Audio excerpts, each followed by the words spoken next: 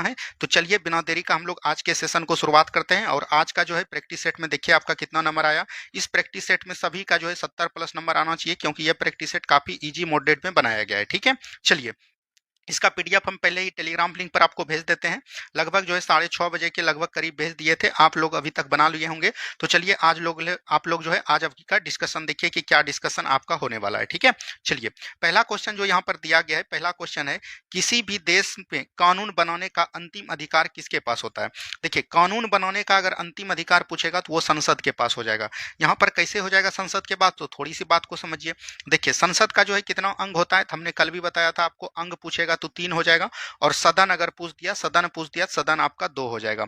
अच्छा, संसद का जो अंग होता है वो 3 कौन कौन होते हैं, ये चीज एकदम आपको याद रखनी है। तो यहाँ से याद रखनी है, एक आपका होता है राज्यसभा, उसके बाद होता है लोकसभा, और उसके बाद आपका होता है प्रेसिडेंट। प्रेसिडेंट हम लोग किसको बोलते हैं, तो राष्ट्रपति को प्रेसिडेंट बोलते हैं। अंग में ये हो जाता है और सदन में यही दोनों आपका रहता है। ठीक है, तो इसको ध्यान दीजिएगा।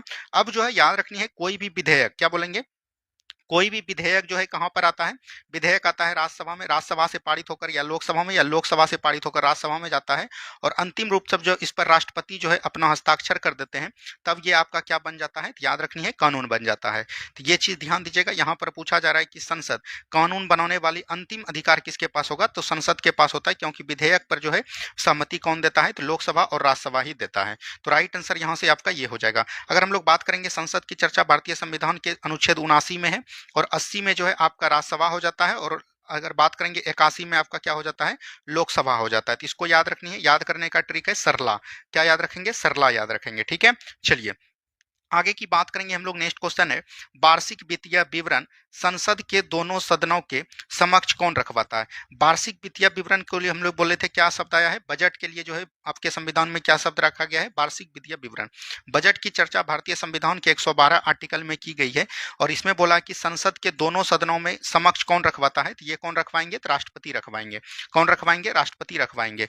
बजट याद रखनी है, बजट जो है एक प्रकार का बोल सकते हैं, बजट जो आपका स्टार्ट किया जाता है, कब से किया जाता है, मतलब कि बोल सकते हैं 1 अप्रैल से लेके 31 मार्च के बीच जो है आपका बोल सकते हैं वित्तीय वर्ष चलता है। क्या चलता है, वित्तीय वर्ष चलता है। ठीक है, ये चीज ध्यान दीजिएगा। और बजट में याद रखनी है, एक बोल सकते हैं चमड़े का थैला होता है। क्या बोलेंगे, चमड़े का थैला होता है। ये भी एग्जाम में पूछा गया है, चमड़े का थैला होता है। ठीक है, ये चीज ध्यान दीजिएगा। तो right answer option number D हो जाएंगे। यहाँ पर राष्ट्रपति की बात आया है, तो राष्ट्रपति को थोड़ा सा हम लोग समझ लेते हैं। अगर राष्ट्रपति की चर्चा की करेंगे तो अनुच्छेद 52 में जो है भारत के राष्ट्रपति की चर्चा है, यानी कि राष्ट्रपति के पद की चर्चा है। वहीं 53 की बात करेंगे तो संघ की कार्यपालिका शक्ति राष्ट्रपति में निहित होगा, इसके बारे में बताया गया है। 54 में बताया गया निर्वाचन मंडल, यानी राष्ट्रपति का क्या क्या निर्वाचन मंडल है, कौन कौन भाग लेंगे उसमें, इसके बारे में बताया गया है। 55 में है निर्वाचन पद्धति, यानी राष्ट्रपति का चुनाव जो है एकल संसदीय मत प्रणाली के द्वारा अप्रत्यक्ष तरीके से होगा। 56 में है राष्ट्रपति बनने का कार्यकाल, यानी शपथ ग्रहण से 5 वर्षों का होगा। 57 में है राष्ट्रपति दोबारा निर्वाचित हो सकते हैं। 58 में है राष्ट्रपति बनने के लिए क्या क्या योग्यता होनी चाहिए। 59 में सेवा एवं शर्तें होनी चाहिए। 60 में जो है आपका शपथ होना चाहिए। 61 में जो है राष्ट्रपति पर महाभियोग है। और 62 में है कि अगर राष्ट्रपति का पद खाली है तो उसको जो है 6 माह के भीतर भरना अनिवार्य है। ठीक है, चलिए बढ़ेंगे अगले सवाल की तरफ। नेक्स्ट क्वेश्चन को ध्यान से देखिए। सर्वोच्च न्यायालय व उच्च न्यायालयों के न्यायाधीशों के पद को कौन हटा सकता है। अगर बात करेंगे सर्वोच्च न्यायालय और जो है उच्च न्यायालय, सर्वोच्च न्यायालय और उच्च न्यायालय यानी कि सुप्रीम कोर्ट और हाई कोर्ट, इसको बोल रहा है कि इसके जो है न्यायाधीश को कौन हटा सकता है, तो राष्ट्रपति हटाएंगे, लेकिन दोनों सदनों द्वारा प्रस्ताव पारित हो जाना चाहिए। ठीक है, ये चीज ध्यान दीजिएगा। लोकसभा और राज्यसभा के द्वारा जो है प्रस्ताव पारित हो जाना चाहिए, और उस पर राष्ट्रपति अनुमोदन कर देंगे, तब जो है सुप्रीम कोर्ट और हाई कोर्ट के न्यायाधीश को हटना होगा। वहीं अगर सुप्रीम कोर्ट के मुख्य न्यायाधीश की बात करेंगे तो 124 आर्टिकल में जो है सुप्रीम कोर्ट का मुख्य न्यायाधीश है, और वहीं हाई कोर्ट की बात करेंगे तो हाई कोर्ट का जो है 214 आर्टिकल में जो है हाई कोर्ट की चर्चा की गई है। तो ये भी बात को एकदम ध्यान दीजिएगा। चलिए आगे के बारे में बात करेंगे। नेक्स्ट क्वेश्चन आपका है संविधान के किस अनुच्छेद के अंतर्गत बिहार उच्च न्यायालय को बंदी प्रत्यक्षीकरण की रीट जारी करने की शक्ति प्रदान है। देखिए बंदी प्रत्यक्षीकरण की रीट जारी करना है, और बोल रहा है किसके द्वारा, तो याद रखनी है उच्च न्यायालय के द्वारा। तो यहाँ 2 फैक्ट आपको ध्यान दीजिएगा। अगर हम लोग बात करेंगे सुप्रीम कोर्ट जो रीट जारी करता है, रीट जो जारी करता है ये किसके द्वारा करता है, तो अनुच्छेद 32 के द्वारा। और इसमें जो है याद रखनी है आपका मौलिक अधिकार का जब हनन होता है, बोल सकते हैं मौलिक अधिकार का जब हनन होता है, तब जो है सुप्रीम कोर्ट रीट जारी करता है। लेकिन वहीं हाई कोर्ट की बात करेंगे तो अनुच्छेद 226 के द्वारा रीट जारी किया जाता है। और आपका अगर मौलिक अधिकार का हनन हुआ हो और कोई अन्य अधिकार भी आपका जो हनन हुआ हो, तब भी जो है हाई कोर्ट जो है रीट जारी करता है। यहाँ पर हाई कोर्ट के बारे में पूछा है तो 226 आपका हो जाएगा। अब थोड़ी-सी बात को यहाँ पर समझिए, बंदी प्रत्यक्षीकरण क्या होता है? देखिए, बंदी प्रत्यक्षीकरण कहने का मतलब हुआ, याद रखनी है, बंदी प्रत्यक्षीकरण कहने का मतलब हुआ कि कोई भी मान के चलिए थाना में जो है दरोगा है, क्या है? दरोगा है। दरोगा जो है किसी व्यक्ति को उठाकर थाना में बंद कर दिया और उस पर जो है, याद रखिएगा, कोई भी मुकदमा चला दिया, तो वही बंदी प्रत्यक्षीकरण करने का मतलब होता है स्वशरीर प्रस्तुत करना। क्या बोलेंगे? स्वशरीर प्रस्तुत करना, यानी कि जो है पूरा जो है क्या, कैसे आप क्यों गिरफ्तार किए, उसका जो है कारण आपको बताना पड़ेगा, और न्यायिक के सामने, यानी न्याय यानी कि कोर्ट के सामने जो है आपको 24 घंटे के भीतर जो है, मतलब कि वहां पर जो है आपको मतलब शामिल करना होगा। ठीक है, ये चीज ध्यान दीजिएगा। इसको बोलते हैं बंदी प्रत्यक्षीकरण। उसके द्वारा रीट जारी किया जाता है। सुप्रीम कोर्ट के द्वारा 5 प्रकार के रीट जारी किए जाते हैं, तो ये भी चीज ध्यान दीजिएगा। एक आपका होता है बंदी प्रत्यक्षीकरण, उसके बाद आपका होता है परमादेश, ठीक है, किस आदेश से, उसके बाद आपका होता है उत्प्रेषण। क्या बोलेंगे? उत्प्रेषण होता है। और उसके बाद आपका जो होता है, याद रखनी है, उत्प्रेषण के बाद आपका हो जाएगा अधिकार परीक्षा। क्या बोलेंगे? अधिकार परीक्षा, ठीक है, अधिकार परीक्षा हो जाएगा। और एक आपका और होता है, उत्प्रेषण हो गया, परमादेश हो गया, अधिकार परीक्षा हो गया, और एक आपका और होता है जो कि न्यायिक रीट से संबंधित है। ठीक है, चलिए आगे की बात करेंगे। नेक्स्ट क्वेश्चन यहाँ पर दिया गया है, भारत में शक्तियों के विभाजन के संबंध में विवाद की स्थिति में निर्णय लेने का अंतिम अधिकार किसके पास है? देखिए, भारत की शक्ति में जब विभाजन होगा तो इसके संबंध में विवाद की स्थिति में निर्णय कौन ले सकता है? तो इसमें जो निर्णय लेगा उच्च न्यायालय और सर्वोच्च न्यायालय दोनों लेगा। देखिए, आप 7वीं अनुसूची को पढ़िएगा तो यहाँ पर सूची की चर्चा किया गया है, और आपको पता है एक होता है आपका संघ सूची, और एक आपका होता है राज्य सूची, और एक आपका होता है समवर्ती सूची। ठीक है, आपको पता होगा कि संघ सूची पर जो है कानून कौन बनाएंगे? केंद्र बनाएंगे। राज्य सूची पर कौन बनाएंगे? राज्य बनाएंगे। और समवर्ती सूची पर दोनों बनाएंगे। लेकिन मान के चलिए कि कोई भी जो है बिहार में जो है केंद्र को कानून बनाना है, तो इस पर जो है विभाजन ना हो, शक्ति का विभाजन ना हो, इसलिए जो है उच्च न्यायालय और सर्वोच्च न्यायालय दोनों को ये अंतिम निर्णय लेने का अधिकार होता है। तो ऑप्शन नंबर यहाँ से डी बिल्कुल राइट आंसर आपका हो जाएगा। किसी को कोई दिक्कत नहीं? चलिए बढ़ेंगे हम लोग अगले सवाल की तरफ। नेक्स्ट क्वेश्चन को ध्यान से देखिए क्या बोला गया। किस संविधान संशोधन द्वारा संविधान में नागरिकों के लिए 10 मौलिक कर्तव्य जो है का उल्लेख किया गया? 10 मौलिक कर्तव्य बोल दिया तो अभी हो जाएगा आपका 42वां संविधान संशोधन 1976 के द्वारा। और याद रखनी है, इसके द्वारा जो है 10 मौलिक कर्तव्य को जोड़े गए थे। 10 मौलिक कर्तव्य को जोड़ते हुए याद रखनी है, इसमें जो है संविधान में भाग भी जोड़ा गया, भाग 4 का क भी जोड़ा गया, और अनुच्छेद भी जोड़ा गया था। तो अनुच्छेद की बात करेगा तो ये 51 का क जोड़ा गया। ठीक है, अच्छा, ये सब जो है किस समिति के द्वारा हुआ था? तो आपके एग्जाम में पूछा जाता है, तो याद रखनी है, ये हो जाएगा सरदार स्वर्ण सिंह कमेटी के सिफारिश पर। क्या बोलेंगे? सरदार स्वर्ण सिंह कमेटी के सिफारिश पर जो है इसको जोड़ा गया था। और बाद में दिनों में जाकर एक संशोधन होता है 86वां संविधान संशोधन 2002 में, और इसके द्वारा जो है एक और मौलिक कर्तव्य को जोड़ा गया। अभी वर्तमान में कितने मौलिक कर्तव्य हैं? पहले 10 था और एक जुटकर कितना हो गया? 11 हो गया। ठीक है, इसमें बोला गया था कि 6 वर्ष के कम बच्चे को जो शिक्षा देना माता पिता का अधिकार होगा, ये चीज बोला गया था। और बोलेंगे ये कहां से लिया गया था? तो याद रखनी है, रूस के संविधान से मौलिक कर्तव्य को लिया गया था। 42वां संविधान को हम लोग मिनी संविधान के रूप में भी जानते हैं। चलिए आगे की बारे में बात करेंगे। नेक्स्ट क्वेश्चन है, निम्नलिखित में से कौन भारत को धर्मनिरपेक्ष राज्य वर्णित करता है? अगर हम लोग बात करेंगे धर्मनिरपेक्ष, तो आपको हमने कई बार बताया कि 42वां संविधान संशोधन 1976 के द्वारा जो है प्रस्तावना में 3 शब्द जोड़े गए थे, और 3 शब्द जोड़े का ट्रिक हमने आपको बताया था, एएसपी या एएसडी जो भी बोल सकते हैं। तो ये आपका हो जाएगा अखंडता। क्या बोलेंगे? अखंडता हो जाएगा। उसके बाद आपका हो जाएगा समाजवाद। क्या बोलेंगे? समाजवाद हो जाएगा। उसके बाद पंथ निरपेक्ष या धर्मनिरपेक्ष जो भी बोल सकते हैं, धर्मनिरपेक्ष। तो ये जो धर्मनिरपेक्षता की बात करता है, कौन करता है? भारत की प्रस्तावना करता है। क्या बात करेंगे? भारत की प्रस्तावना में ये तीनों शब्द को जोड़ा गया था।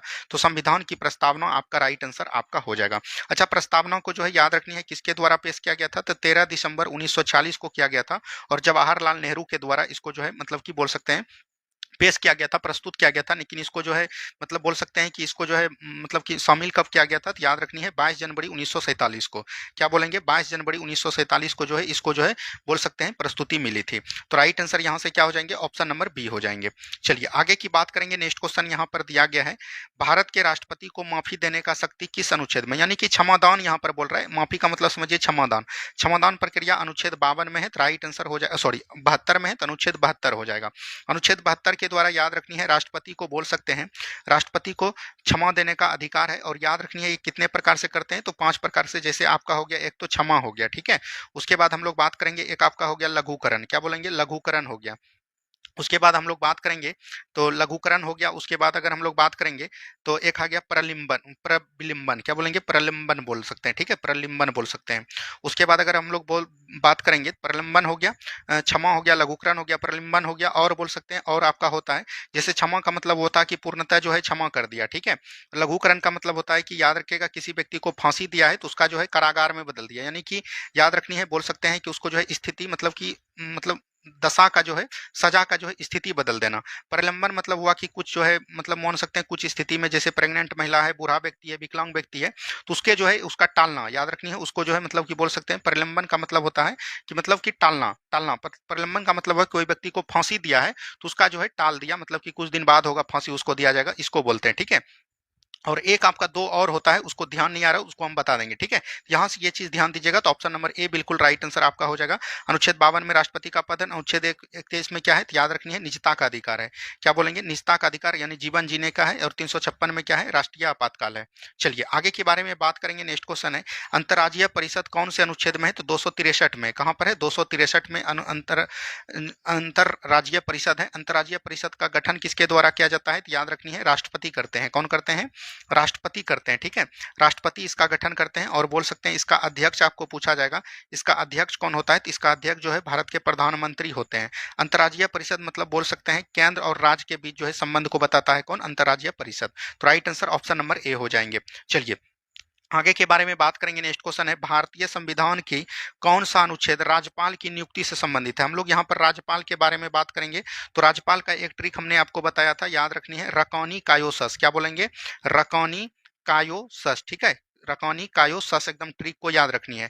र से हो जाएगा राज्यपाल की पद की चर्चा 153 आर्टिकल में है। क से हो जाएगा कार मतलब राज्य की कार्यपालिका शक्ति किस में निहित होगी, राज्यपाल में निहित होगी, तो इसकी चर्चा 154 में है। राज्यपाल की नियुक्ति कौन करेंगे, तो राष्ट्रपति करेंगे, इसकी चर्चा 155 में है। और यही आपका सवाल पूछा गया था, तो right answer option number D हो जाएंगे। वहीं बात करेंगे राज्यपाल का जो है कार्यकाल 156 में हो जाएगा। और राज्यपाल का योग्यता की बात करेगा तो 157 में हो जाएगा। और राज्यपाल की बोल सकते हैं कि सेवा एवं सत्ता की बात करेगा तो 158 में हो जाएगा। और राज्यपाल का जो है शपथ की बात करेगा तो ये कितना में हो जाएगा, 159 में हो जाएगा। तो ये सभी बात को एकदम ध्यान दीजिएगा। तो यहाँ से जो है राज्यपाल का पूछ रहा था कि नियुक्ति कौन करते हैं, तो राष्ट्रपति करते हैं। तो याद रखिएगा राज्यपाल का नियुक्ति जो करेंगे वो कौन करेंगे, राष्ट्रपति करेंगे। तो ये भी बात को ध्यान देनी है। चलिए आगे के बारे में बात करेंगे हम लोग। नेक्स्ट क्वेश्चन है, लगभग सभी पादप कोशिकाओं में कौन सा अनुपस्थित होता है, यानी कि पादप कोशिकाओं में कौन नहीं होता है। तो पादप कोशिकाओं में देखिए कोशिका भित्ति होती है, प्लास्टिड भी होती है, रसधानियां भी होती हैं। तारकाय को हम लोग क्या बोलते हैं, याद रखनी है सेंट्रोसोम बोलते हैं। क्या बोलते हैं, सेंट्रोसोम बोलते हैं, ठीक है।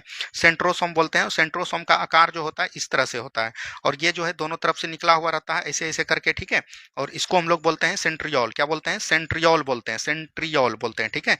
ये चीज ध्यान दीजिएगा। और ये एक प्रकार का जंतु कोशिका में पाया जाता है। कहां पर पाया जाता है, जंतु कोशिका में पाया जाता है। और बोल सकते हैं ये जो है कोशिका विभाजन में मदद करता है। क्या बोलेंगे, कोशिका विभाजन में ये जो है मदद करता है, कोशिका विभाजन में ये मदद करता है। तो राइट आंसर हो जाएंगे ऑप्शन नंबर बी, ठीक है। चलिए आगे की बात करेंगे। मानव शरीर का मुख्य समन्वय केंद्र है, मानव शरीर का मुख्य समन्वय केंद्र कौन हो जाएगा, मस्तिष्क। मस्तिष्क की बात करेंगे तो एक आपका होता है अग्र मस्तिष्क, एक आपका होता है मध्य मस्तिष्क, और एक आपका होता है पश्चिम मस्तिष्क, ठीक है। ये चीज ध्यान दीजिएगा। अग्र मस्तिष्क को दो भागों में बांटा गया है, मध्य मस्तिष्क को एक भागों में, और पश्चिम मस्तिष्क को भी दो भागों में बांटा गया। अगर बात करेंगे अग्र मस्तिष्क को जो दो भागों में बांटा गया है वो आपका कौन कौन होता है, एक आपका होता है सेरेब्रम। क्या बोलेंगे, सेरेब्रम होता है। और एक आपका होता है डायनसेफ्लॉन। क्या बोलेंगे, डायनसेफ्लॉन होता है, डायनसेफ्लॉन होता है, ठीक है। ये चीज ध्यान दीजिएगा। और पश्चिम मस्तिष्क में होता है कौन, सेरिबेलम होता है। क्या होता है, सेरिबेलम होता है। और याद रखनी है एक आपका होता है मतलब कि बोल सकते हैं उल्टी सब जो होता है माउंट अवलागोंटा बोलते हैं उसको, ठीक है, अवलागोंटा, ठीक है। ये चीज ध्यान दीजिएगा। जो आपका होता है सेरेब्रम से जो बुद्धि और चतुराई मापते हैं। डायनसोफ्लॉन में एक होता है थैलेमस, एक होता है बोल सकते हैं हाइपोथैलेमस। इसमें भी दो पार्ट होते हैं, एक होते हैं थैलेमस और एक होते हैं हाइपोथैलेमस। थैलेमस में जो है याद रखनी है आपका जो बोल सकते हैं मतलब कि ताप को नियंत्रण करता है। और हाइपोथैलेमस की बात करेंगे तो हाइपोथैलेमस जो है आपको क्या करता है, हाइपोथैलेमस में जो है आपको भूख प्यास निद्रा ये सब जो है इसमें होता है। मध्य मस्तिष्क जो है याद रखनी है सेरेब्रम और सेरिबेलम को जोड़ने का कार्य करता है। और मतलब कि हमारा जो आंख देखता है और माइंड जो काम करता है ये भी काम कम करता है, मध्य मस्तिष्क करता है। और पश्चिम मस्तिष्क की बात करेंगे तो सेरिबेलम में जो है सीखने की शक्ति प्रदान होती है।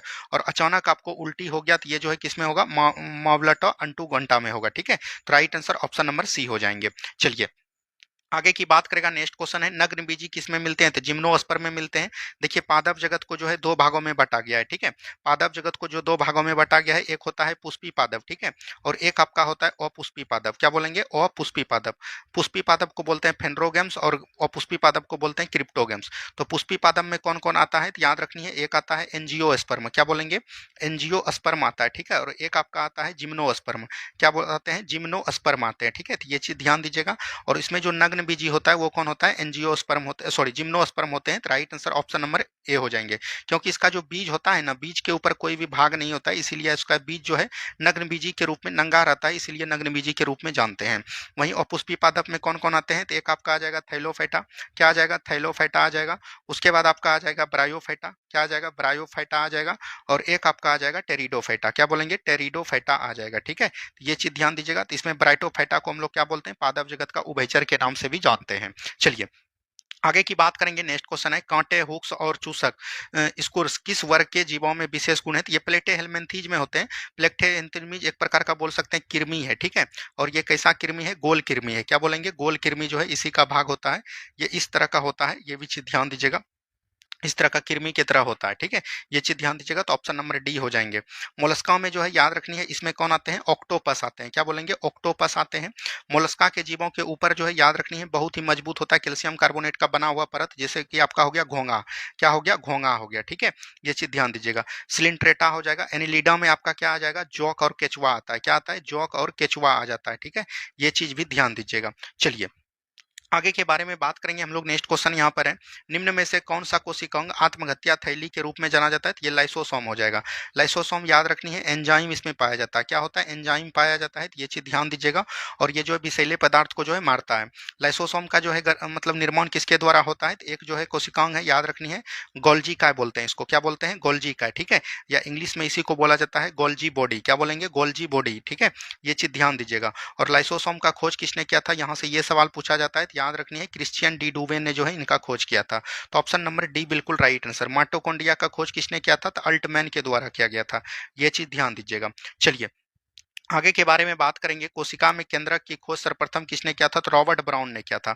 किसने किया था, रॉबर्ट। सलाइड एवं सलाम ने क्या दिया था, कोशिका सिद्धांत दिया था, क्या बोलेंगे, कोशिका सिद्धांत दिया था, क्या बोलेंगे, कोशिका सिद्धांत दिया था। ठीक है, और अगर हम लोग बात करेंगे यहाँ पर, याद रखनी है, एक आपका हो जाएगा रॉबर्ट हुक। रॉबर्ट हुक ने जो है किसका खोज किया था, तो कोशिका का खोज किया था। और कोशिका का खोज कब किया था, ये भी कई बार एग्जाम में पूछे गए हैं, 1665 में किया था। कब किया था, 1665 में। चलिए आगे के बारे में बात करेंगे। डैश को पादप जगत का उभयचर भी कहते हैं, तभी तुरंत हमने बताया ब्रायोफाइटा। क्यों बोलते हैं, तो याद रखनी है, ये जो है कुछ जल में भी होते हैं और कहीं भी जो है स्थल में भी होते हैं। इसीलिए जो है आपको जैसे होगा मानव जगत का जो है बोल सकते हैं उभयचर, जंतु जगत का उभयचर किसको बोलते हैं, तो हम लोग मेढक को बोलते हैं। क्यों बोलते हैं, क्योंकि ये जो है बोल सकते हैं कि स्थल पर भी रहने के योग है और जल पे रहने के योग है, तो इसीलिए इसको उभयचर के नाम में आया जाता है। आगे की बात करेंगे, फ्लोएम किस कोशिका से बना होता है। अगर हम लोग बात करेंगे फ्लोएम, कई बार हमने आपको इस तरह से बताया, देखिए क्वेश्चन पूछ दिया। अगर हम लोग यहाँ पर थोड़ी सी बात को समझिएगा, एक आपका होता है जाइलम और एक आपका होता है फ्लोएम। अगर हम लोग बात करेंगे जाइलम और फ्लोएम जो कितने उत्तक से मिलकर बने हैं, तो 4 उत्तक से मिलकर बने हैं। एक होता है आपका, याद रखनी है, जाइलम तंतु, क्या बोलेंगे, जाइलम तंतु, जिसको जाइलम फाइबर के नाम से जानते हैं। एक आपका होता है, याद रखनी है, जाइलम मृदुत्तक, क्या बोलेंगे, जाइलम मृदुत्तक होता है। ठीक है, और अगर हम लोग बात करेंगे आगे जो है इसका, अगर हम लोग बात करते हैं तो आगे जो है आपका हो जाएगा, याद रखनी है, वहिनिकाएं, क्या बोलेंगे, वहिनिकाएं हो जाएगा। ठीक है, और एक आपका जो हो जाएगा वही काएं हो जाएगा, वही काएं हो जाएगा। तो ये चीज ध्यान दीजिएगा। उसी तरह जो है फ्लोएम उत्तक भी 4 प्रकार के तंतु से बने होते हैं। एक आपका हो जाएगा, अब याद रखनी है, फ्लोएम फाइबर, क्या बोलेंगे, फ्लोएम फाइबर, जिसको हम लोग फ्लोएम तंतु के नाम से जानते हैं। उसके बाद आपका हो जाएगा फ्लोएम पैरेनकाइमा, पैरेनकाइमा जिसको हम लोग बोलते हैं फ्लोएम, याद रखनी है, मृदु उत्तक। उसके बाद अगर हम लोग बात करेंगे तो एक आपका हो जाएगा चालनी नलिका, सेप ट्यूब बोलते हैं इसको, क्या बोलेंगे, सेप ट्यूब इंग्लिश में बोलते हैं, चालनी नलिका। और एक आपका जो हो जाता है, याद रखनी है, एक हो जाता है आपका सहकोशिका, क्या बोलेंगे, सहकोशिका हो जाएगा। ठीक है, ये चीज ध्यान दीजिएगा। तो वहीं पर पूछ रहा है फ्लोएम, अच्छा याद रखनी है, यहाँ पर जाइलम का कार्य क्या होता है, तो जाइलम जो है हमारे पौधे में जो है जल का परिवहन तथा खनिज लवणों का परिवहन करता है। ठीक है, और वहीं पर अगर फ्लोएम की बात करेंगे तो ये जो है खाद्य पदार्थ यानी भोजन का जो है परिवहन करता है। तो यहाँ पर पूछा जा रहा है फ्लोएम किस किस कोशिका से बना होता है, चालनी तत्व, फ्लोएम फाइबर, फ्लोएम पैरेन्काइमा कोशिका से। ऑप्शन नंबर डी बिल्कुल राइट आंसर हो जाएंगे। ठीक है, चलिए नेक्स्ट क्वेश्चन की बात करेंगे। नेक्स्ट क्वेश्चन है, किस लौह अयस्क में लोहांश की मात्रा सर्वाधिक होती है, तो ये मैग्नेटाइट हो जाएगा। मैग्नेटाइट के बाद दूसरा नंबर पे हेमेटाइट होता है, तीसरा नंबर पे लिमोनाइट, चौथा नंबर पे सीडेराइट होता है। तो ऑप्शन नंबर सी हो जाएंगे। चलिए यहाँ पर मिलान करना है सूची 1 को सूची 2 के साथ। लैक्टिक अम्ल जो है दूध तथा दही में पाया जाता है, ये हो जाएगा 2। उसके बाद ऑक्जेलिक अम्ल जो है टमाटर में पाया जाता है, एसिटिक अम्ल जो है सिरका में पाया जाता है। तो 2 1 3 हो जाएगा, 2 1 3 ऑप्शन नंबर ए में है। वहीं पे अगर हम लोग बात करेंगे, यहाँ पर याद रखनी है टार्टरिक अम्ल एक होता है। टार्टरिक अम्ल जो है किस में पाया जाता है, तो याद रखनी है इमली में पाया जाता है, और अंगूर में भी पाया जाता है टार्टरिक अम्ल। ठीक है, तो ये चीज ध्यान दीजिएगा। चलिए आगे की बात करेंगे। नेक्स्ट क्वेश्चन है, अम्लीय वर्षा का पीएच मान कितना होता है, 5.6 से कम होता है। अगर हम लोग बात करेंगे, पीएच का फार्मूला भी आपके एग्जाम में पूछ दिया है, तो याद रखनी है इसका फुल फॉर्म होता है पावर ऑफ हाइड्रोजन। क्या होता है, पावर ऑफ हाइड्रोजन होता है।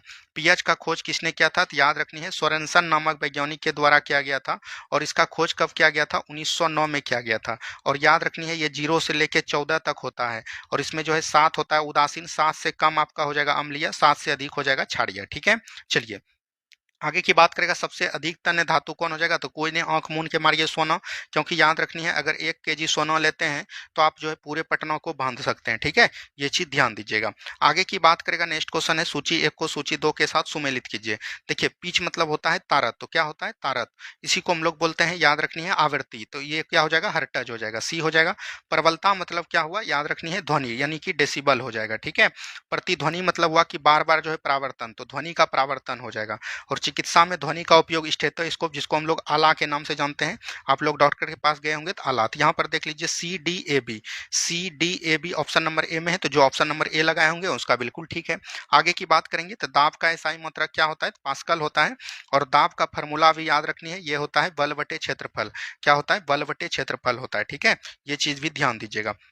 अच्छा, न्यूटन किसका एसआई मात्रक है, तो बल का एसआई मात्रक है। किलोग्राम किसका है, तो याद रखनी है द्रव्यमान का एसआई मात्रक क्या हो जाएगा, किलोग्राम हो जाएगा। कैंडला अगर हम लोग बात करेंगे तो ये किसका हो जाएगा, ज्योति तीव्रता का हो जाएगा। क्या हो जाएगा, ज्योति तीव्रता का एसआई मात्रक कैंडला हो जाएगा। आगे की बात करेंगे हम लोग। नेक्स्ट क्वेश्चन है, मधुमक्खी के डंक में कौन सा एसिड होता है, तो फॉर्मिक एसिड होता है। कौन होता है, फॉर्मिक एसिड। ठीक है, चलिए आगे की बात करेगा। बिहार विधानसभा में अनुसूचित जनजाति के लिए, अगर जनजाति के लिए पूछेगा तो 2 सीट हो जाएगा, और 2 सीट जो है जितना आपका ऑप्शन में होगा वो आपका राइट आंसर हो जाएगा। आगे की बात करेंगे। आदिवासी नेता सिंधु और कान्हू किस क्षेत्र से संबंधित थे, संथाल परगना से संबंधित थे। और याद रखनी है ये जो संथाल विद्रोह जो हुआ था, इसमें जो है चारों भाई ने मिलकर भाग लिया था। तो एक आपका था, याद रखनी है सिद्धू हो गया। ठीक है, सिद्धू हो गया, उसके बाद कान्हू हो गया, और उसके बाद याद रखनी है आपका जो चांद हो जाएगा, और एक आपका भैरव हो जाएगा। तो बिहार पुलिस में जो पूछा था चांद भैरव के बारे में अगला बार पूछा था, तो उसको एकदम ध्यान दीजिएगा। आगे की बात करेंगे। नेक्स्ट क्वेश्चन है, बिहार में 1857 की क्रांति का केंद्र कहाँ था, जगदीशपुर था। और यहाँ से नेतृत्व किसने किया था, तो याद रखनी है वीर कुंवर सिंह ने। किसने किया था, वीर कुंवर सिंह ने किया था। ठीक है, मॉडर्न हिस्ट्री में हमने कई बढ़िया से बताया है, और कल भी जो है आपका मॉडर्न हिस्ट्री का क्लास होगा, तो वहां पर भी हम आपको बहुत ही अच्छे तरीके से बताने का प्रयास करेंगे। 1857 की क्रांति जो है 10 मई 1857 से स्टार्ट होता है। 1857 से स्टार्ट होता है, और कहाँ से होता है, मेरठ से स्टार्ट होता है। ये भी चीज ध्यान दीजिएगा। 1857 की क्रांति में अलग अलग जगह से अलग अलग लोगों ने जो है पार्टिसिपेट किया था, तो यहीं पर आपको ध्यान दीजिएगा। जैसे आपको यहाँ पर पूछ दिया कि कानपुर से जो है किसने पार्टिसिपेट किया था, उसके बाद आपको अवध से यहाँ पर पूछा जा सकता है, उसके बाद आपको झांसी से पूछा जा सकता है। ठीक है, उसके बाद आपको इलाहाबाद से यहाँ पर भी पूछ सकता है, इलाहाबाद से किसने किया था। उसके बाद आपको फैजाबाद से पूछ सकता है, फैजाबाद से किसने किया था। उसके बाद आपको मेरठ से पूछ सकता है। ठीक है, ये सब चीज एकदम पूछ सकता है। दिल्ली से पूछ सकता है किसने नेतृत्व किया था। तो ये सब आपके एग्जाम में कई बार पूछे जा चुके हैं, और यहाँ से पूछ सकते हैं। तो कानपुर से किसने किया था, तो नाना साहब ने किया था। किसने किया था, नाना साहब ने। अवध से किसने किया था, तो बेगम हजरत महल ने किया था। झांसी से किसने किया था, रानी लक्ष्मीबाई ने। इलाहाबाद से किसने किया था, तो लियाकत अली खान ने। क्या बोलेंगे, लियाकत अली खान ने। फैजाबाद से किसने किया था, तो मौलवी अहमदुल्ला ने। ठीक है, मेरठ से किसने किया था, तो कदम सिंह के द्वारा। दिल्ली से किसने किया था, तो याद रखनी है सैन्य नेतृत्व किया था बख्त खां।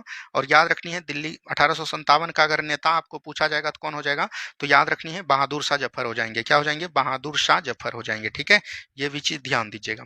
चलिए आगे की बारे में बात करेंगे। नेक्स्ट क्वेश्चन है, विक्रमशिला गंगा डॉल्फिन अभ्यारण्य बिहार के किस जिले में है, तो भागलपुर हो जाएगा। विक्रमशिला गंगा डॉल्फिन पूछेगा तो ये भागलपुर आपका राइट आंसर हो जाएगा।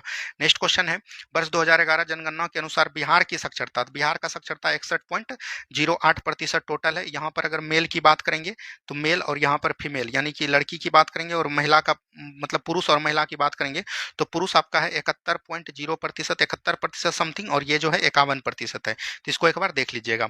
आगे की बात बात करेंगे नेक्स्ट क्वेश्चन यहाँ पर है, बिहार प्रांतीय कांग्रेस कमेटी की स्थापना कब की गई थी? 1908 में की गई थी। कब किया गया था?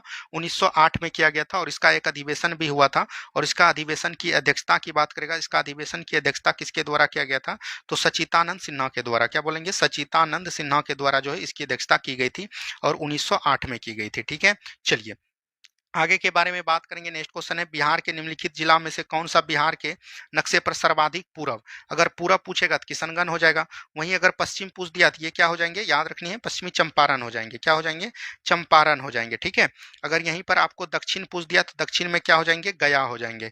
क्या हो जाएंगे? गया हो जाएंगे। ठीक है, चलिए आगे की बात करेंगे। घाघरा नदी जो है बिहार के किस जिले में आकर गंगा से मिलती है? सारण या छपरा बोल सकते हैं। देखिए घाघरा नदी जो है याद रखनी है तिब्बत से निकलती है और तिब्बत से निकलते हुए जो है याद रखनी है ये सारण के समीप जो है गंगा में मिल जाती है। तो राइट आंसर यहाँ से ऑप्शन नंबर ए हो जाएगा। और घाघरा को ही हम लोग क्या नाम से जानते हैं? सरयू के नाम से भी इन्हीं को जानते हैं। यहाँ अगर बात करेंगे गंगा नदी की लंबाई की बात करेंगे तो 2525 किलोमीटर जो है इसकी कुल लंबाई है। ठीक है, और गंगा नदी जो निकलती है याद रखनी है उत्तराखंड के बोल सकते हैं गौमुख हिमानी से निकलती, लेकिन उत्तराखंड से जो है निकलती नहीं है बल्कि देवप्रयाग की धारा को हम लोग गंगा के नाम से जानते हैं। और गंगा जो है यूपी के कुल 28 जिले से गुजरती है। उसके बाद बिहार के कुछ 12 जिले से गुजर कर अपना जल जो है याद रखनी है पश्चिम बंगाल में जाने बाद दो भागों में विभक्त हो जाती है। एक कहलाती है हुबली और एक नीचे जो जाती है इसको हम लोग पद्मा के नाम से ये बंगाल की खाड़ी में अपना जल गिराती है। ठीक है, ये सभी बात को ध्यान दीजिएगा। अगर गंगा की सहायक नदी आपको पूछा जाएगा तो याद रखनी है सबसे पहले हो जाएगा रामगंगा, उसके बाद याद रखनी है गोमती, उसके बाद याद रखनी है घाघरा, उसके बाद याद रखनी है गंडक। क्या हो जाएगा? गंडक। उसके बाद याद रखनी है कोसी, उसके बाद याद रखनी है महानंदा। क्या याद रखेंगे? महानंदा। और नीचे से मिलने वाली दो नदियां हैं, याद रखनी है यमुना और बोल सकते हैं आपका सोन, और याद रखनी है एक आपका पुनपुन। क्या याद रखेंगे? पुनपुन। ठीक है, ये सभी चीजों एकदम ध्यान दीजिएगा। चलिए आगे की बात करेंगे। नेक्स्ट क्वेश्चन है, नाटो का मुख्यालय कहाँ है? अगर हम लोग बात करेंगे नाटो का मुख्यालय की बात करेंगे तो इसका गठन कब होता है? 1949 में होता है। और इसका हेडक्वार्टर की बात करेगा तो हेडक्वार्टर इसका कहां पर हो जाएगा? ब्रुसेल्स हो जाएगा। क्या बोलेंगे? ब्रुसेल्स हो जाएगा। ठीक है, ऑप्शन नंबर ए हो जाएंगे। चलिए आगे की बात करेगा। नेक्स्ट क्वेश्चन है, विश्व स्वास्थ्य दिवस कब मनाया जाता है? 7 अप्रैल को मनाते हैं। कई बार हमने बताया है कि विश्व स्वास्थ्य दिवस जो है याद रखनी है जिसको हम लोग बोलते हैं WHO वर्ल्ड हेल्थ ऑर्गेनाइजेशन का गठन ही हुआ है। कब हुआ है? 7 अप्रैल 1948 को इसका गठन हुआ है, इसीलिए 7 अप्रैल को विश्व स्वास्थ्य दिवस मनाते हैं। और इसका हेडक्वार्टर की बात करेगा तो हेडक्वार्टर इसका कहाँ पर हो जाएगा? जनेवा में। और अगर बात करेगा इसका अध्यक्ष अभी वर्तमान में कौन है तो याद रखनी है टेंड्रोस है। क्या बोलेंगे? टेंड्रोस अदोमान है। क्या बोलेंगे? टेंड्रोस अदोमान जो है इनका अभी अध्यक्ष है वर्तमान में। ठीक है, चलिए आगे की बात करेगा। नेक्स्ट क्वेश्चन है, पुलित्जर पुरस्कार जो है किस क्षेत्र में दिया जाता है? पत्रकारिता के क्षेत्र में दिया जाता है। और एक आपका होता है याद रखनी है प्रीतजर पुरस्कार। क्या बोलेंगे? प्रीतजर पुरस्कार। और प्रीतजर पुरस्कार जो है याद रखनी है वस्तुकला के क्षेत्र में दिया जाता है। कहां पर? वस्तुकला के क्षेत्र में। ये दोनों बात को ध्यान दीजिएगा। और अभी वर्तमान में किसको मिला है ये आपको कमेंट करनी है। नेक्स्ट क्वेश्चन है, थियोसॉफिकल सोसाइटी की स्थापना किसने किया? कल भी हमने बताया था, मैडम ब्लॉकबस्की और कर्नल ओलकाट ने किया था। Right answer option number A हो जाएगा। राजा राम मोहन ने याद रखनी है आत्मीय समाज का गठन किया, ब्रह्म समाज का गठन किया, ये सब किया। ठीक है, ईश्वर चंद विद्यासागर ने याद रखनी है इसने जो है विधवा पुनर्विवाह लाया था। क्या बोलेंगे? विधवा पुनर्विवाह लाया था। ठीक है, चलिए आगे की बात करेंगे। बक्सर का युद्ध कब हुआ था? तो 22 अक्टूबर 1764 को हुआ था। और इसमें जो है याद रखनी है भारत की संयुक्त सेना था और अंग्रेज था। और याद रखनी है भारत की संयुक्त सेना की तरफ से कौन कौन नेतृत्व लिया था? तो याद रखनी है एक हो जाएंगे मुगल शासक शाह आलम द्वितीय, शाह आलम द्वितीय हो जाएंगे। और याद रखनी है बंगाल के नवाब हो जाएंगे मीर कासिम। क्या बोलेंगे? पद पद मतलब पद से खत्म हो गया था मीर कासिम। और एक याद रखनी अवध का नवाब हो जाएगा, याद रखनी है ये इसका नाम था, याद रखनी है सुजाउद्दौला। क्या बोलेंगे? सुजाउद्दौला हो जाएंगे। ठीक है, ये चीज भी ध्यान दीजिएगा। और अंग्रेज की तरफ से कौन भाग लिए थे? तो हेक्टर मुनरो भाग लिए थे। क्या बोलेंगे? हेक्टर मुनरो भाग लिए थे। इतना रहने के बावजूद भी, संयुक्त सेना रहने के बावजूद भी याद रखनी है बक्सर के युद्ध में जो है भारत की संयुक्त सेना की हार होती है और अंग्रेज के द्वारा जीत होता है। और इसी के बाद जो है याद रखनी है इलाहाबाद की संधि होती है। और इलाहाबाद का संधि कब होता है? 1765 के द्वारा होता है। ठीक है, चलिए आगे की बात करेगा। अर्थशास्त्र की रचना किसने किया? चाणक्य ने किया। किसने किया? चाणक्य ने किया। आगे की बात करेगा, गौतम बुद्ध ज्ञान की प्राप्ति कहाँ हुई थी? बहुत ही इजी सवाल, बोध गया में 100 बार बता दिए होंगे। गौतम बुद्ध का जन्म जो है 563 ईसा पूर्व में हुआ था। और कहाँ पर हुआ था? लुम्बिनी ग्राम में हुआ था। क्या बोलेंगे? लुम्बिनी ग्राम में हुआ था। लुम्बिनी ग्राम कहाँ पर है? नेपाल में है। और इनका मृत्यु जो कब हुआ था? 483 ईसा पूर्व में हुआ था। ठीक है, और इनका मृत्यु जो हुआ था कहाँ पर हुआ था? कुशीनगर में हुआ था। कुशीनगर कहाँ पर है? मल की राजधानी कुशीनगर है। ठीक है, चलिए अमुक्त माल्यादाय की रचना किसके है? कृष्णदेव राय की रचना है। किसका है? कृष्णदेव राय की रचना हो जाएगा। आगे की बात करेंगे, मोहनजोदड़ो का शाब्दिक अर्थ क्या है? मृतकों का टीला। ये सब बहुत ही इजी सवाल आज पूछा गया था। चंद्रगुप्त मौर्य ने किसकी सहायता से धनानंद को हराकर मौर्य वंश की नींव डाली? याद रखनी है, चाणक्य की मदद से। और मौर्य वंश का अगर कार्यकाल की बात करेंगे तो 322 ईसा पूर्व से जो है याद रखनी है 185 ईसा पूर्व तक जो चला गया था। और मौर्य वंश का प्रतापी शासक कौन हुआ? अशोक हुआ। और अशोक ने जो है याद रखनी है क्या किया? याद रखनी है, इसने जो है अभिलेख जारी किया। ये भी चीज ध्यान दीजिएगा, कई बार एग्जाम में पूछा गया है। चलिए आगे की बात करेंगे, पाटलिपुत्र के संस्थापक कौन हो जाएंगे? तो उदयीन हो जाएंगे। कौन हो जाएंगे? उदयीन हो जाएंगे। ठीक है, चलिए आगे की बात करेगा। नेक्स्ट क्वेश्चन है, रामपुरवा स्तंभ बिहार के कहां पर है? ये जो हो जाएंगे, ये याद रखनी है, पूर्वी चंपारण में हो जाएंगे। क्या हो जाएंगे? पूर्वी चंपारण में हो जाएंगे। ठीक है, ये चीज ध्यान देनी है। चलिए आगे की बात करेंगे। नेक्स्ट क्वेश्चन है, गदर पार्टी की स्थापना कब हुई थी? तो 1913 के अमेरिका के याद रखनी है सैन फ्रांसिस्को में हुआ था। कहां पर हुआ था? सैन फ्रांसिस्को में जो है इसका गठन किया गया था। और सैन फ्रांसिस्को में इसका गठन किसने किया था? लाला हरदयाल ने किया था। किसने किया था? लाला हरदयाल ने। और इसका जो है याद रखनी है अध्यक्ष किसको बनाया गया था? अध्यक्ष की बात करेगा तो ये लाला हरदयाल बने थे। और इसका सचिव की बात करेगा तो सचिव कौन बनाया गया था? तो सोहन सिंह भाकना बनाया गया था। क्या बोलेंगे? सोहन सिंह भागड़ा को बनाया गया था। ठीक है, ये भी चीज ध्यान देनी है।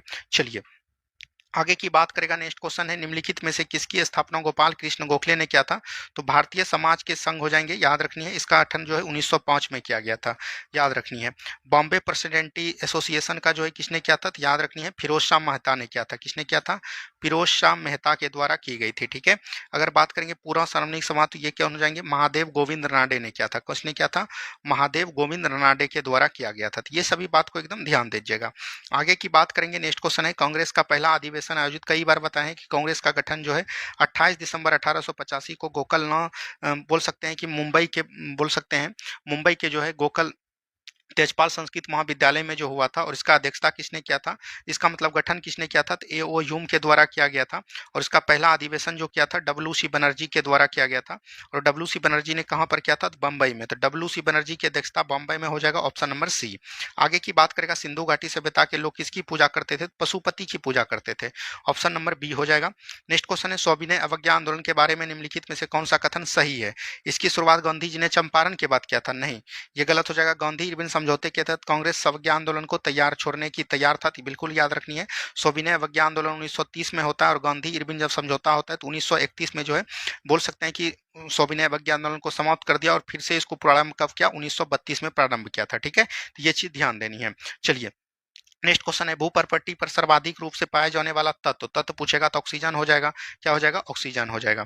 आगे की बात करेगा, एस आकार का महासागरीय कटक कहां पर है? ये मध्य अटलांटिक कटक हो जाएगा। और ये दोनों जो है कहां पर हो जाएगा? हिंद महासागर में हो जाएगा। कहां पर हो जाएगा? हिंद महासागर में हो जाएगा। ठीक है, ये भी चीज ध्यान दीजिएगा। आगे की बात करेगा। नेक्स्ट क्वेश्चन है, काल बैसाखी चलती है तो ये जो है पश्चिम बंगाल में चलती है। कहां पर? पश्चिम बंगाल में। आगे की बात करेंगे, ग्रीन हाउस जुड़ा हुआ है तो ये कार्बन डाइऑक्साइड से जुड़ा है। इसमें जो है CO2 है। उसके बाद याद रखनी है मीथेन भी आपका हो जाएगा।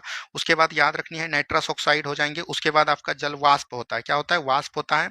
और फिर जो है आपका CFC याद रखिएगा। ये क्रम एकदम ध्यान दीजिएगा।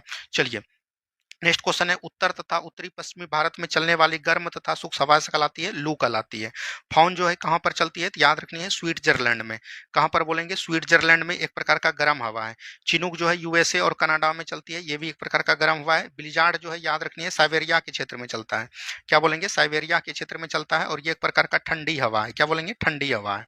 चलिए आगे की बात करेंगे, श्वेत श्वेत क्रांति निम्नलिखित में से किसके अधिक से संबंधित था? दुग्ध उत्पादन से हो जाएगा। और इसको कब चलाया गया था? 1970 में आया था। और इसको हम लोग किस नाम से जानते हैं? तो ऑपरेशन फ्लड के नाम से जानते हैं। ठीक है, और ऑपरेशन फ्लड किसके द्वारा चलाया गया था? तो याद रखनी है वर्गीज कुरियन के द्वारा। किसके द्वारा? वर्गीज कुरियन के द्वारा चलाया गया था। यहीं पर आपको पूछ सकता है कि पीली क्रांति का संबंध किससे हो जाएगा? ठीक है, आपको यहीं पर पूछ सकता है, याद रखनी है रजत क्रांति का संबंध किससे हो जाएगा। आपको यहीं पर पूछ सकता है कि गोल क्रांति का संबंध किससे हो जाएगा। यहीं पर आपको पूछ सकता है कि याद रखनी है काली क्रांति का संबंध किससे हो जाएगा। आपको यहीं पर पूछ सकता है कि बादामी क्रांति का संबंध किससे हो जाएगा। ठीक है, ये सब चीज एकदम याद रखनी है। यहीं पर आपको पूछ सकता है, याद रखनी है, और आपको लाल क्रांति का संबंध किससे हो जाएगा। बोल सकते हैं कि आपका नीली क्रांति का संबंध किससे हो जाएगा। ये सब क्वेश्चन बहुत पूछा जाता है, तो आपको ध्यान दीजिएगा। तो आपका पीली क्रांति हो जाएगा किससे? सरसों से। किससे हो जाएगा? सरसों से। रजत क्रांति की बात करेगा तो ये हो जाएगा अंडा से। गोल क्रांति आपका हो जाएगा आलू से, ठीक है। अगर बात करेंगे काली क्रांति तो ये हो जाएगा पेट्रोलियम से। क्या बोलेंगे? पेट्रोलियम से। बादामी क्रांति जो है ये मसाला से हो जाएगा। किससे हो जाएगा? मसाला उत्पादन से। लाल क्रांति आपका टमाटर हो जाएगा, मांस भी हो जाएगा। नीली क्रांति आपका हो जाएगा मत्स्य। क्या बोलेंगे? मत्स्य पालन से, ठीक है। ये सभी चीज एकदम ध्यान दीजिएगा। चलिए नेक्स्ट क्वेश्चन यहाँ पर है, भारत में मीठे पानी का सबसे बड़ा झील बुलर झील हो जाएगा, ऑप्शन नंबर ए हो जाएंगे। लोकटक झील कहाँ पर है? मणिपुर में है, और यहीं पर एक राष्ट्रीय उद्यान है कैबुल लामजाओ राष्ट्रीय उद्यान, जो कि विश्व का एकमात्र तैरता हुआ राष्ट्रीय उद्यान है, और जिसके अंत में ताल लग जाए वो कहाँ का हो जाएगा? उत्तराखंड का हो जाएगा, ठीक है। चलिए आगे की बात करेंगे, निम्नलिखित में से कौन सा रबी फसल नहीं है? रबी फसल की बात करेंगे तो गेहूं, चना, सरसों रबी फसल है। ज्वार हो जाएगा, ठीक है। बाजरा हो जाएगा, याद रखनी है। धान हो जाएगा, ये सब एक प्रकार का खरीफ फसल है। क्या बोलेंगे? खरीफ फसल हो जाएगा, ठीक है। ये भी चीज को ध्यान दीजिएगा। चलिए 0 0 डिग्री अक्षांश रेखा किस, देखिए ये जो आपका पृथ्वी है, ये जो 0 डिग्री अक्षांश रेखा है इसको हम लोग विषुवत रेखा के नाम से जानते हैं। आगे की बात करेगा, नाइट्रोजन गैस N2 वायुमंडलीय में कितना है? तो 78% है। ऑप्शन नंबर डी हो जाएंगे। नेक्स्ट क्वेश्चन है, स्वागत का संजीव विच्छेद कीजिए, सूज और आगत हो जाएगा, ऑप्शन नंबर ए हो जाएंगे। आगे की बात करेंगे, महापुरुष में कौन सा समास है? देखिए दोनों पुरुष, महान का भी अर्थ होता है पुरुष, यानी दोनों शब्द का अलग अलग मतलब कि बोल सकते हैं अलग अलग जो है इसका जो है भाव निकले तो उसको हम लोग कर्मधारय समास के नाम से जानते हैं, यानी कि दोनों पद जो है प्रधान हो। ऑप्शन नंबर बी हो जाएगा, ठीक है। चलिए दो वर्णों के मेल को क्या कहते हैं? संधि, कई बार बता दिए हैं। आगे की बात करेंगे, नेक्स्ट क्वेश्चन है, एक नए डॉक्यूमेंट्स को खोलने की शॉर्टकट कंट्रोल+N कहेंगे। एनटीपीसी में इससे रिलेटेड कई क्वेश्चन पूछे गए। प्रोजेक्ट चीता के तहत बोत्सवाना में लाए जाने वाले 8 चीतों को किस वन्यजीव अभ्यारण्य राष्ट्रीय उद्यान में स्थानांतरित किया है? तो गांधीनगर में, और ये कहाँ पर है? एमपी में, ठीक है। और याद रखनी है आपका जो नामीबिया से चीता लाया गया था, नामीबिया से, ये कहाँ पर लाया गया था? कूनो राष्ट्रीय उद्यान में लाया गया था। ये दोनों बात को ध्यान दीजिएगा। आगे की बात करेंगे, हाल ही में किसे UNESCO memory of world register में शामिल किया गया है? तो नाट्यशास्त्र और श्रीमद् भागवत गीता। तो right answer option number D हो जाएंगे। आगे की बात करेगा, भारत का पहला क्वांटम कंप्यूटिंग गांव कहां स्थापित किया गया? तो अमरावती में किया है, ऑप्शन नंबर सी हो जाएगा। आगे की बात करेंगे, 23वें विधि आयोग का अध्यक्ष कौन बना है? तो दिनेश माहेश्वरी बना है। और 22वां अगर पूछ दिया, याद रखनी है, तो ये हो जाएंगे ऋतुराज। क्या बोलेंगे? ऋतुराज अवस्थी हो जाएंगे, ठीक है। तो ये भी चीज ध्यान दीजिएगा। आगे की बात करेगा, नेक्स्ट क्वेश्चन यहाँ पर है, बिहार की मेजबानी में महिला कबड्डी विश्व कप 2025 का आयोजन कहाँ किया जाएगा? तो राजगीर में। कहाँ पर किया जाएगा? राजगीर में किया जाएगा। नेक्स्ट क्वेश्चन है, अप्रैल 2025 में भारत का दौरा करने वाले संयुक्त राज्य अमेरिका के उपराष्ट्रपति कौन है? तो जेडी वेंस हो जाएंगे, ऑप्शन नंबर बी हो जाएंगे। आगे की बात करेगा, भारत का उज्बेकिस्तान के साथ दशटलिक सैन्य अभ्यास के दौर कौन से संस्करण पुणे में आयोजित किया जाएगा? तो याद रखनी है, छठा हो जाएगा, ऑप्शन नंबर सी हो जाएंगे। नेक्स्ट क्वेश्चन है, 21 अप्रैल 2025 को बहुराष्ट्रीय हवाई युद्ध अभ्यास डेजर्ट प्लेग 10 कहाँ आयोजित किया जाएगा? तो ये जो है यूएई में किया जाएगा, और अल धरा एयरबेस में किया जाएगा, ऑप्शन नंबर ए हो जाएंगे। आगे की बात करेगा, संजीव खन्ना के स्थान पर भारत के मुख्य न्यायाधीश कौन बने? तो याद रखनी है, ये बने बी.आर. गवई। क्या बोलेंगे? बी.आर. गवई बने, और बी.आर. गवई जो है याद रखनी है 52वें नंबर के राष्ट्रपति बने थे। जितना ऑप्शन में होगा वो आपका ठीक हो जाएगा। तो यहाँ पर दिया है, तो याद रखिए ऑप्शन नंबर बी हो जाएंगे, ठीक है। चलिए आगे की बात करेगा, यूनेस्को द्वारा हाल ही में कितने स्थलों ग्लोबल जियो पार्क नेटवर्क, तो 16 को क्या है, कितना क्या है? 16 को किया है। आगे की बात करेंगे, 14 अप्रैल को किस महापुरुष की जयंती मनाई जाती है? तो डॉक्टर भीमराव अंबेडकर का 14 जनवरी 1891 में जो है इनका जो है बोल सकते हैं जन्म हुआ था, और कहाँ पर हुआ था? मेहू, मध्य प्रदेश में हुआ था, ठीक है। तो ये चीज ध्यान दीजिएगा। आगे की बात करेगा, हाल ही में चर्चा में रहा बाबा बौखनांग सुरंग, ये जो है उत्तराखंड में हो जाएगा। कहाँ पर हो जाएगा? उत्तराखंड में। आगे की बात करेंगे, खेलो इंडिया यूथ गेम 2025 का शुभंकर गज सिंह हो जाएगा, ठीक है। ये चीज ध्यान दीजिएगा, और ये कहां पर होगा? बिहार में होने जा रहा है, ठीक है। ये चीज ध्यान दीजिएगा। चलिए आगे की बात करेंगे, मई 2025 में अंतर्राष्ट्रीय अंतरिक्ष स्टेशन की यात्रा करने वाली शुभांशु शुक्ला बनी है। कौन बनी है? Shubhanshu Shukla, option number B हो जाएंगे। आगे की बात करेगा, देश का पहला पूर्ण डिजिटल साक्षर राज्य, तो ये केरल हो जाएगा। लेकिन यहीं पर अगर आपको पूर्ण साक्षर पूछेगा, डिजिटल नहीं देगा, पूर्ण साक्षर अगर पूछेगा, तब आपका कौन बन गया है? तो याद रखनी है, मिजोरम बन गया है। कौन बन गया है? मिजोरम बन गया है, ठीक है। ये चीज ध्यान दीजिएगा। आगे की बात करेंगे, हाल ही में रक्षा साहित्य महोत्सव कलम और कवच का आयोजन कहाँ किया गया है? तो याद रखनी है, ये जो किया गया है कोलकाता में किया गया है। कहाँ पर? कोलकाता में किया गया है। ठीक है, चलिए आगे की बात करेंगे। 18 अप्रैल 2025 को लॉन्च की गई पुस्तक संस्कृति का पंचम अध्याय किसके बारे में है? तो पीएम मोदी का भाषण का संकलन है, तो ऑप्शन नंबर बी हो जाएंगे। आगे की बात करेगा, नेक्स्ट क्वेश्चन है, हाल ही में आयुष्मान भारत योजना में शामिल होने वाले 35वां राज्य कौन बना है? 35वां राज्य जो है दिल्ली बना है। कौन बना है? दिल्ली। और मात्र जो है 36 अभी टोटल बन चुके हैं, लेकिन एक नहीं बचा है, वो कौन बना है? पश्चिम बंगाल। अगर पूछा जाएगा कि आपको जो आयुष्मान में जो है कौन एक राज्य नहीं जुड़ा है, तो पश्चिम बंगाल नहीं जुड़ा है। ठीक है, चलिए नेक्स्ट क्वेश्चन, राष्ट्रपति द्रौपदी मुर्मू को 7 अप्रैल 2025 को लिस्बन में कौन सा पुरस्कार? तो ये पुर्तगाल का सबसे महत्तम पुरस्कार है और ये हो जाएगा की to the city Lisbon, option number C हो जाएंगे। आगे की बात करेगा, श्रीलंका द्वारा पीएम मोदी को दिए गए सर्वोच्च नागरिक पुरस्कार में याद रखनी है मित्र हो जाएंगे। कौन हो जाएंगे? मित्र। यहाँ पर ऑप्शन दिया होगा, मित्र विभूषण हो जाएंगे, ऑप्शन नंबर बी हो जाएंगे। ठीक है, श्रीलंका का सबसे सर्वोच्च सम्मान है। आगे की बात करेंगे, नेक्स्ट क्वेश्चन है, किस राज्य ने अपने जीरो पॉवर्टी मिशन का नाम डॉक्टर भीमराव अंबेडकर के नाम पर रखने की घोषणा किया है? ये उत्तर प्रदेश हो जाएगा, ऑप्शन नंबर बी हो जाएंगे। ठीक है, चलिए छठा बिम्स्टेक शिखर सम्मेलन का आयोजन थाईलैंड में होगा, ऑप्शन नंबर सी हो जाएगा। आगे की बात करेंगे, नेक्स्ट क्वेश्चन है, नीति आयोग द्वारा जारी राजकोषीय स्वास्थ्य सूचकांक में कौन शीर्ष पर रहा? अगर शीर्ष पर पूछेगा तो ये ओडिशा हो जाएगा। क्या हो जाएगा? ओडिशा हो जाएगा। ठीक है, नेक्स्ट क्वेश्चन है, एससी वर्गीकरण अधिनियम लागू करने वाला पहला राज्य कौन बना? तेलंगाना। यानी कि शेड्यूल ट्राइब जो होता है, मतलब एससी जो होता है, एससी को भी 3 भागों में बांट दिया कि इसमें कौन निम्न है, कौन अच्छा है, कौन जो है ज्यादा अच्छा है। इसको बटा है, तो याद रखनी है 1%, 9% और 5% पर बचा गया। 5% अच्छा है, 9% मध्यम और 1% जो है निम्न पे बटा गया है। ठीक है, चलिए आगे की बात करेगा, हाल ही में भरनी महोत्सव। भरनी महोत्सव कहाँ पर होता है? कि भरनी महोत्सव की बात करेंगे तो ये केरल में होता है। कहाँ पर होता है? केरल में होता है। नेक्स्ट क्वेश्चन की बात करेंगे, किस राज्य सरकार द्वारा डॉक्टर भीमराव अंबेडकर अभ्यारण्य को राज्य का 25वां अभ्यारण्य घोषित किया है? तो मध्य प्रदेश में। कहाँ पर क्या है? मध्य प्रदेश में।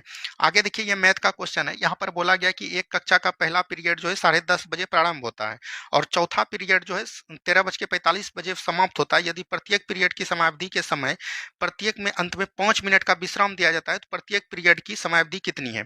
तो देखिए, कोई 13:45 में स्टार्ट हुआ, ठीक है, और जो है 10:30 तक चला, तो इसको जो है घटा लीजिए, कितना हो जाएगा? 15 हो जाएगा। और यहाँ पर आपका 3 घंटा 15 मिनट हो जाएगा। कितना हो जाएगा? 3 घंटा 15 मिनट। तो 3 घंटा, 1 घंटा में 60 मिनट, 3 घंटा में कितना हो जाएगा? 180 मिनट और जो है 15 हो जाएगा। तो टोटल कितना हो गया? 195 मिनट हो गया। और ये जो है चौथी घंटा है, यानी 4 घंटा चला है, तो 5-5 मिनट का ब्रेक हुआ है, तो कितना बार होगा? 3 बार होगा।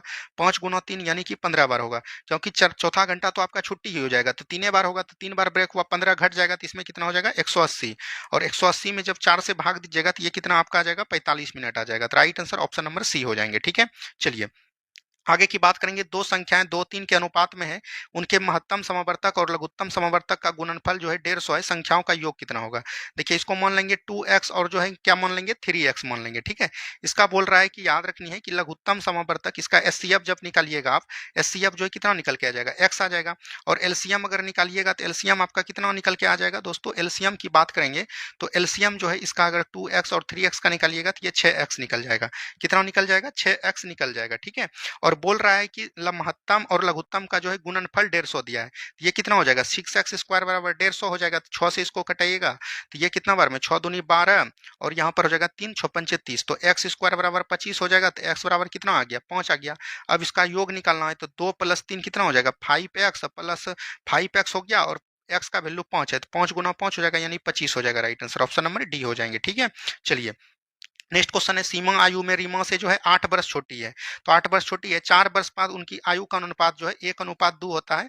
और ये जो है 4 वर्ष जो है याद रखनी है पहले है, 4 वर्ष पूर्व है। देखिए, तो आयु का जो है मतलब कि बोल सकते हैं कि अंतर जब 8 वर्ष का है, सीमा जो है रीता से याद रखनी है 8 वर्ष छोटी है, तो हमेशा जो है ये 8 वर्ष छोटी होगा। तो एक का वैल्यू यहाँ पर कितना आ गया? 8 हो गया। लेकिन 4 वर्ष पूर्व था, 4 वर्ष में जोड़ दीजिएगा तो ये वर्तमान का आ जाएगा 12। लेकिन आपको पूछ क्या रहा है? 6 वर्ष बाद, तो इसमें 6 और जोड़ दीजिए तो कितना हो जाएगा? 18 हो जाएगा। ऑप्शन नंबर बी हो जाएंगे। आगे की बात करेंगे, 40,000 रुपया की राशि 2 वर्ष में मिलने वाली चक्रवृद्धि ब्याज और साधारण ब्याज का अंतर जो है 324 है, तो इसको जो है निकालने का क्या है? तो याद रखनी है जो भी आपके पास राशि दिया गया है, ठीक है, यानी कि मूलधन जितना भी दिया गया है, यानी 40,000 रुपया दिया गया है, और इसका जो है याद रखनी है पी परसेंटेज निकाल दीजिए और फिर जो है पी परसेंटेज निकाल दीजिए। तो यहाँ पर आपका जो है 40,000 मान के चलिए राशि हो जाएगा, और इसको हम लोग लिख सकते हैं P/100 और गुना लिख सकते हैं P/100 लिख सकते हैं। ठीक है, ये चीज एकदम आपको ध्यान दीजिएगा। तो ये देखिए 2 जीरो से 2 जीरो कट जाएगा, 2 जीरो से 2 जीरो कट जाएगा। तो यहाँ पर क्या हो जाएगा 4p स्क्वायर बराबर यहाँ के कितना हो जाएगा 324 हो जाएगा। कितना हो जाएगा 324। तो 4 से इसको कटाइए, 4 से जब इसको कटाइएगा तो ये हो जाएगा 4 अठे 32 और 4 का 1, यानी कि पी स्क्वायर बराबर, यानी पी बराबर कितना हो जाएगा 9 का स्क्वायर है तो 9 हो जाएगा, 9%। Right answer option number C हो जाएंगे। ठीक है, चलिए आगे की बात करेंगे। एक निश्चित धनराशि समान वार्षिक साधारण ब्याज की दर से 4 वर्षों में इतना और 7 वर्षों में इतना हो जाती है। तो धनराशि देखिए ये मिश्र धन दिया हुआ है, तो 4 वर्षों में इतना है, 7 वर्षों में इतना, तो कितना वर्ष का अंतर है 3 वर्ष का। 3 वर्ष में जब इसको घटाइए तो कितना हो जाएगा। तो यहाँ पर हम लोग घटाते हैं 11,484 है और यहाँ पर है 96, बोल सकते हैं 96 48 है। इसको जब घटाइएगा तो 14 में 8 जाएगा 6 और यहाँ पर बचा 7 में 4 गया 3 और 14 में 6 गया 8 और यहाँ पर बचा 10 में 9 गया 1, यानी कि 1836। तो 3 में 1836 हुआ तो एक रेशियो का कितना मान आ जाएगा। तो 3 छाक 18 और 12 तिया 36, यानी 612 आ जाएगा। यहाँ पर 4 वर्षों का इतना मिश्र धन दिया है तो 4 में इससे गुना कर दीजिए। 4 में जब इससे गुना कर दीजिएगा तो ये कितना हो जाएगा, बरचौक 48 हो जाएगा। 4 और सॉरी 4 दूनी 8 हो गया, 4 एका 4 हो गया और 6 चौक 24, यानी 2448 जो है इसमें एक्स्ट्रा है। तो 2448 9648 में घटा लीजिए। 9648 में 2448 को जब घटाइएगा तो 0 0 और 2 ये 7 हो जाएगा 7200। और इसमें अगर घटाते तो इसमें 7 से गुना करते, 612 में 7 से गुना करके इसमें घटा दीजिएगा, दोनों बराबर आंसर आएगा। ठीक है, चलिए नेक्स्ट क्वेश्चन है। 4 आदमी 6 महिलाएं मिलकर किसी कार्य को 8 दिनों में पूरा कर सकता है, जबकि 3 महिलाएं 7 आदमी मिलकर किसी कार्य को 10 दिनों में पूरा कर सकती है। तो 10 महिलाएं इसे कितने, तो इसके तो बनाने वाला हो जाएगा। देखिए यहाँ पर कितना है 4 आदमी 6 महिलाएं, तो आपको यहाँ पर लिखना होगा 4 मैन प्लस 6 ओमेन। ठीक है, और इसको कितना दिन में करता है तो याद रखनी है, इसको अगर हम लोग बात करेंगे तो 8 दिन में समाप्त कर देता है, तो 8 हो जाएगा। और बराबर इधर कितना है तो याद रखनी है 3 आदमी और 7 ओमेन, 3 आदमी और 7 ओमेन मिलकर 10 दिन में। तो 3 मैन हो जाएगा और 7 जो है ओमेन हो जाएगा, इसको मिलकर 10 दिन में। तो यहाँ पर से जो है क्षमता पहले निकालिए। देखिए 8 चौक 32 हो जाएगा और 10 तिया 30 हो जाएगा, तो ये कितना हो जाएगा 2m हो जाएगा। ठीक है, उसके बाद देखिए 8 छाक 48 हो जाएगा और 10 सत्ते 70 हो जाएगा। 48 और 70 में जब घटाइएगा तो याद रखनी यहाँ पर से 48 और 70 घटाइए। 70 में जब 48 को घटाइएगा तो ये आ जाएगा 2 और यहाँ पर से आ जाएगा 2, यानी 22 हो गया। कितना हो गया 22 ओमेन। तो मैन और ओमेन का इधर से इसमें गुना कर दिए, इधर से इसमें मैन मैन वाला घटा लिए, डायरेक्ट हम कर दिए। ठीक है, जगह निकाम है इसीलिए कर दिए। अब यहाँ पर देखिए इसको जब कटाइएगा तो 2 से 11 बार में कट जाएगा। तो डब ओमेन और महिला का जो मतलब ओमेन और मैन का जो रेशियो आ जाएगा वो 11:1 आ जाएगा। ठीक है, अब आपको जो है यहाँ पर रख कर किसी में जो है वैल्यू रख कर जो है इसका जो है टोटल वर्क निकाल लेना है। तो m का मान जो है कितना है 1 है, तो 4 गुना 1 हो जाएगा। और ओमेन का कितना 11 है, तो 11 छक कितना हो जाएगा, प्लस है बीच में तो 66 हो जाएगा और गुना 8 कर दीजिए। ठीक है, तो 4 और 66 कितना हो जाएगा 70, 70 गुना 8 कीजिएगा तो ये कितना हो जाएगा 7 अठी 56, 560 हो जाएगा। 7 अठी 56, ठीक है 560 वर्ग आ जाए। 560 को बोल रहा है कि 10 ओमेन 10 महिला, तो महिला का कितना है याद रखनी है 11 है, ये जो है 110 से भाग कर दीजिए। तो 11 56/11 यहाँ पर आ रहा है, कहीं मिस्टेक हो गया है दोस्तों, इसको एक बार देखिए क्या हो रहा है यहाँ पर। ठीक है, और देखिए यहाँ पर दोस्तों मैन और ओमेन का यहाँ पर पूछा जा रहा है, तो 2 से जब 11 कटेगा तो ये मैन का 11 होगा और ओमेन का 1 होगा, यहीं पर गलती हो गया है। ठीक है, तो यहाँ पर से जो है मैन का 1 रखिए और ओमेन का जो है 11, तो 4 गुना आपका क्या हो जाएगा 1 हो जाएगा। यहाँ पर से फिर से हम कर रहे हैं, थोड़ा सा यहाँ से आपका मिस्टेक हुआ है, तो इसको हम फिर से कर रहे हैं। ठीक है, तो यहाँ पर जैसे आपका मैन होगा, याद रखनी है ओमेन और यहाँ पर थोड़ी सी बात करेंगे, ओमेन और मैन का अगर रेशियो पूछा जाएगा तो ये आपका कितना आ जाएगा 2 से कट जाएगा 11 बार में, तो 11 जो हो जाएगा यही हो जाएगा मैन का और इसका हो जाएगा 1, तो 1:11 तो यहाँ पर रखेंगे। तो 4 गुना 11 करना पड़ेगा, कितना करना पड़ेगा 4 गुना 11 प्लस 6 गुना 1 और यहाँ पर हो जाएगा कितना गुना 8, तो 11 चौक 44 6 50, 11 44 कितना हो गया 50 गुना 8 कीजिएगा 400 टोटल वर्क हो गया। और आपको 10 महिला से करना है तो 10 हो जाएगा, तो 10 40 आपका आंसर आ जाएगा। कितना आ जाएगा 40 आंसर, ऑप्शन नंबर बी हो जाएगा।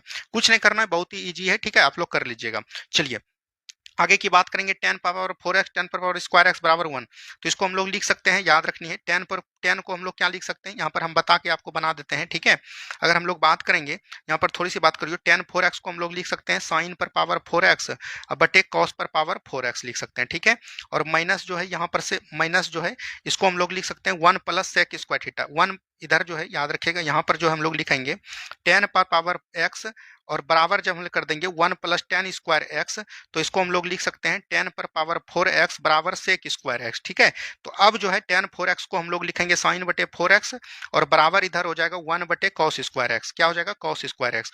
तो हम लोग इसको लिख सकते हैं साइन पर पावर 4x बटे कॉस स्क्वायर एक्स और इंटू कर देंगे कॉस स्क्वायर एक्स। ठीक है, और यहाँ पर बराबर हो जाएगा 1 बटे कॉस स्क्वायर एक्स। तो कॉस स्क्वायर एक्स से कॉस स्क्वायर एक्स कट जाएगा। अब देखिए साइन पर पावर 4 हो जाएगा, साइन पर पावर 4x और यहाँ पर हो जाएगा बटे कॉस स्क्वायर एक्स। क्या हो जाएगा? यहाँ पर इधर इधर हम लोग एक से गुना हो जाएगा, तो ये हो जाएगा कॉस स्क्वायर एक्स। ठीक है, अब देखिए यहाँ पर साइन पर पावर 4x है और यहाँ पर साइन पर पावर 4x को हम लोग लिख सकते हैं कॉस स्क्वायर एक्स। क्या लिख सकते हैं? Cos square x plus sine square x.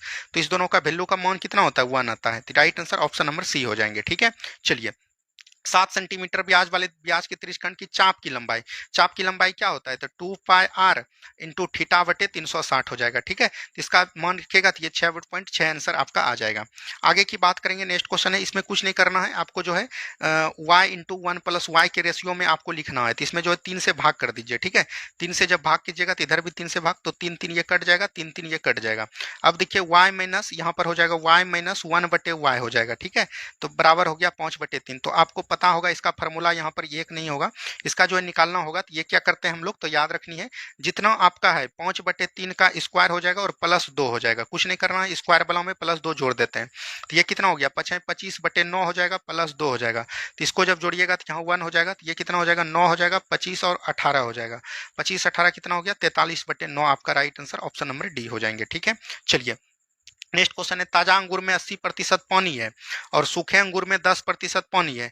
यदि सूखा अंगूर 500 किलोग्राम है, तो कुछ नहीं करना। अगर सूखा अंगूर 500 किलोग्राम है, 80% जो है पानी है, तो यहाँ पर सूखा कितना बचेगा? 20%। कितना बचेगा? 20%। तो मान चलते हैं x का 20% बराबर यहाँ पर हो जाएगा, सूखा अंगूर कितना है? 10%। तो 10% 90% गुना हो जाएगा 500। ठीक है, इसको प्रतिशत प्रतिशत कट जाएगा, 0 0 भी कट जाएगा। 2 से इसको कटाइएगा तो ये कितना बार में? 250 में, और 25 नमा 225 हो जाएगा, 2250 आपका right answer option number D हो जाएंगे। तो बस यही चीज करना था आपको, 100 क्वेश्चन हमने आपको करवा दिया और कल से जो है आपका ताबड़तोड़ चलेगा, तो उसके लिए आपको कोई भी टेंशन लेने की जरूरत नहीं है। मिलते हैं हम लोग सुबह के वीडियो में, और सुबह जो हम लोग आधुनिक भारत को पूरा तरह से समाप्त कर रहे होंगे। जय हिंद, जय भारत, धन्यवाद।